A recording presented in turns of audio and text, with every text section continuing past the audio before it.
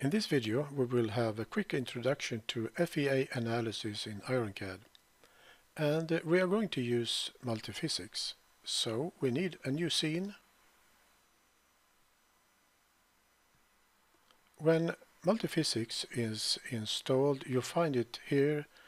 If you click this tab Add-ins, you find some buttons to use FEA, and you can also add some shortcuts by right-clicking this area and go down here to Toolbar Set and choose MultiPhysics. So I click here and we have a toolbar here in the scene.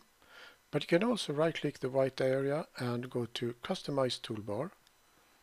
Click Toolbars, come down here to select. This one is already selected, but I can choose these two, select them. Click OK. So now we have 3 toolbars here.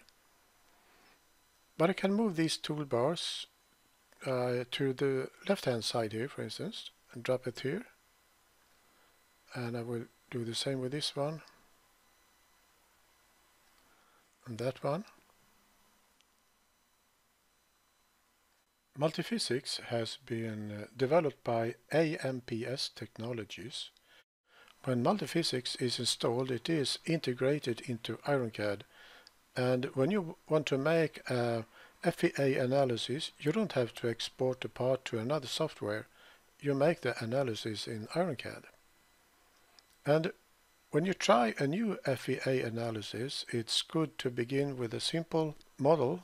It's easier to make and easier to change and quicker to solve. And it's easier to identify mistakes. So I will begin with a simple block with this extrude shape. I will drag and drop it here.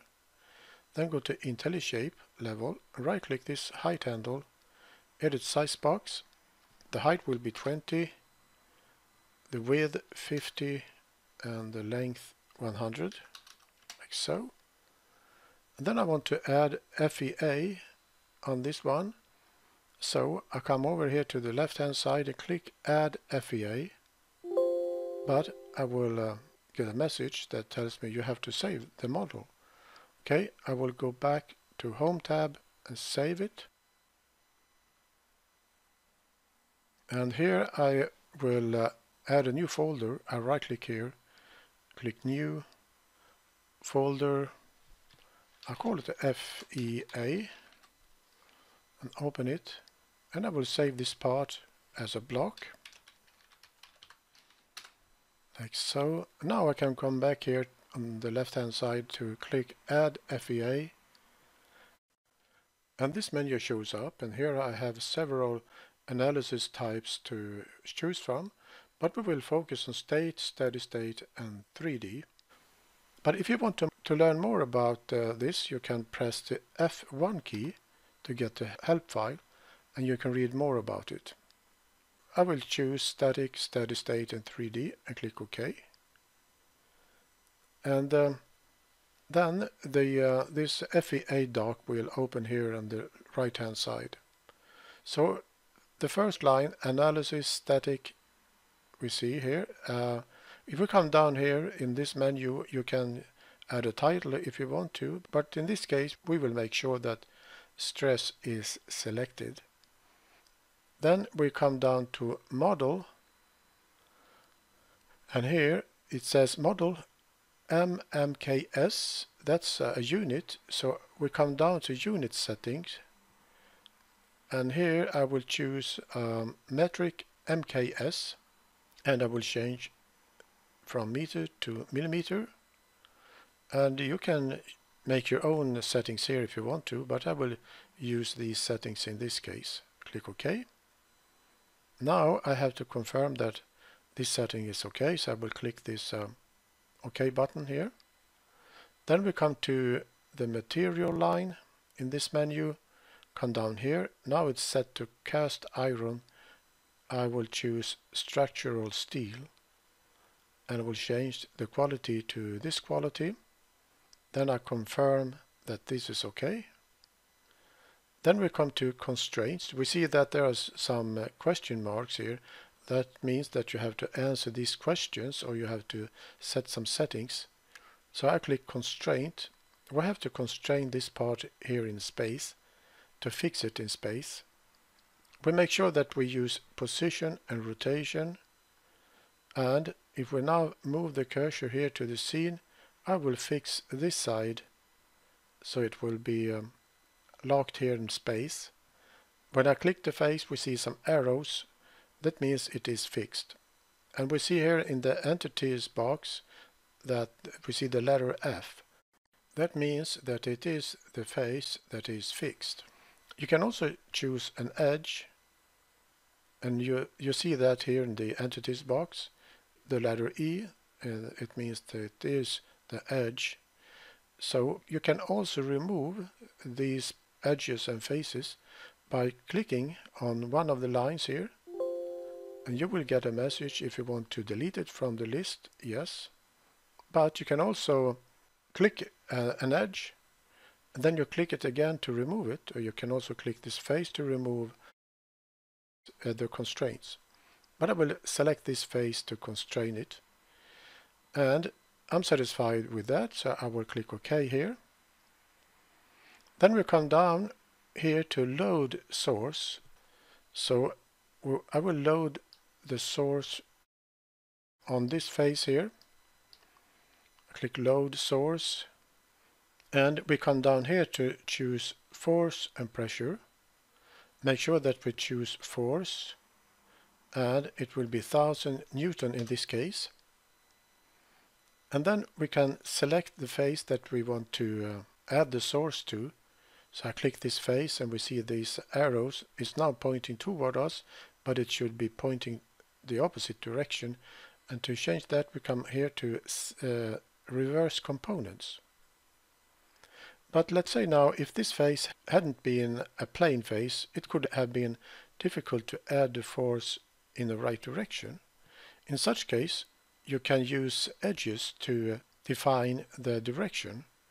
If you go to Set Components, here you can choose X, Y, and Z direction or get values from edge. If you click here and click this edge and click OK, and now I have add this force in this direction, but we have to change the direction of the arrows. So I will click Reverse Components. So now when I'm satisfied with this 1000 Newton and force, I will click OK.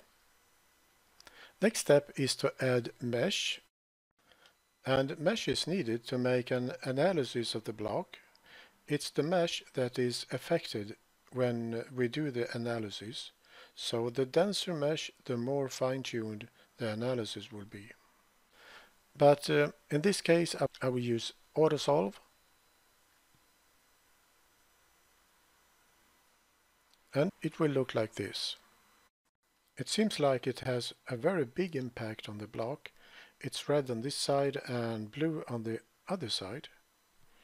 And if we look at the figures, the result of the analysis, we see that the impact is not much, or rather very small. You can also animate the scale. It would look like this. And it seems to have a very big impact, but that's because of the scale. If I click Scale Setup, we see that the scale is set to 66,200. But if I use the scale 1:1 and click Animate Scale, nothing happens because the impact is very, very low. And you can also change the contour setup. So if we click here, Contour Setup, this menu will open. So here you can choose, you have several options here. You can set to equivalent stress and so on. But if you have more options than I have, and that's because if I now click Cancel here, we go to Result Options. If you have more options to choose from, it's because this box is checked. But I will have it unchecked in this tutorial because we don't need more options. So I will close it, go back to Contour Setup, and here I will choose equivalent stress, and you can also choose another unit here if you want to, but I will use this one, the default. Use FEA units, Newton per square millimeters. And then I click OK, and it will look like this. I will choose back to displacement magnitude and click OK. So let's say if I were to change this block, for instance add a hole through the block, what will happen with the analysis? Well, we can do that. I'll come over here to hide the FEA, and the block will disappear in my case, but I press D on the keyboard to get the command fits in, like so. Now I can come over here to choose a cut cylinder, drop it here on the midpoint, and we'll grab this height handle and snap it to the bottom, change the diameter to 30, like so, and then I bring back my FEA, show FEA here to get this FEA dock to see it. So now when I have made some changes to the block, I have to tell the software that I have made these changes. So I have to click sync here. Click yes. Then I have to click auto solve again.